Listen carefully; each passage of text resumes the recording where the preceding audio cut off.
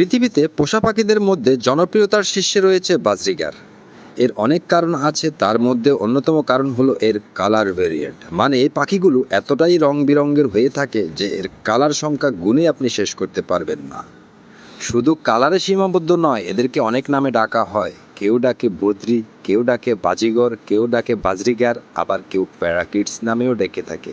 আবার অনেকে তো এটাকে টিয়াও ডাকে। আসলে মূলত এই পাখিগুলো টিয়া প্রজাতির ছোট্ট একটি পাখি, যেখানে বেশিরভাগ পাখিরাই বছরে 1 থেকে 2 বার ডিম বাচ্চা করে থাকে। সেখানে বাজরিগার পাখি সারা বছরই ডিম বাচ্চা দিয়ে থাকে বা সে সক্ষমতা রাখে, যার কারণে অনেকেই আছে বাণিজ্যিকভাবে এই পাখি পালন করে স্বাবলম্বী হয়েছে। আবার এদেরকে অনেকে আছে সৌন্দর্যের জন্য ঘরে খাঁচায় পোষে। আর আমার মনে হয় না এমন কোনো মানুষ আছে যে পাখি ভালোবাসে না, পাখি পছন্দ করে না। আসলে প্রত্যেকটা মানুষই পাখিকে পছন্দ করে, পাখিকে ভালোবাসে।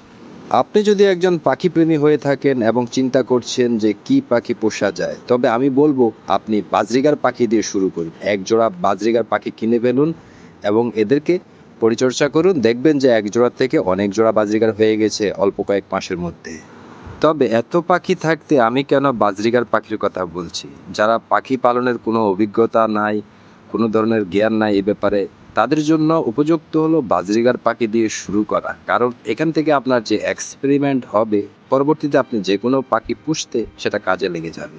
আর এই পাখিগুলো পালতে খুব একটা পরিশ্রম করা লাগে না, খুব একটা চর্চার প্রয়োজন হয় না। সবচেয়ে বড় কথা হলো আপনি যখন পাখি পালন শুরু করে দিবেন, আপনার নিজেরই অভিজ্ঞতা হয়ে যাবে। আর তখন আপনার এই বিষয়ে জানার আগ্রহ বাড়বে, আপনি জেনে যাবেন। আর আপনি যদি একজন পাখি প্রেমী হয়ে থাকেন, পাখি পছন্দ করেন, পাখির ভিডিও দেখতে ভালো লাগে, অবশ্যই এই ফানলি বার্ড ছোট্ট চ্যানেলটিকে সাবস্ক্রাইব করে দিবেন। আপনাদের অনুপ্রেরণা এবং ভালোবাসা পেলে আমি নিত্য নতুন পাখি রিলেটেড ভিডিও নিয়ে আসবো।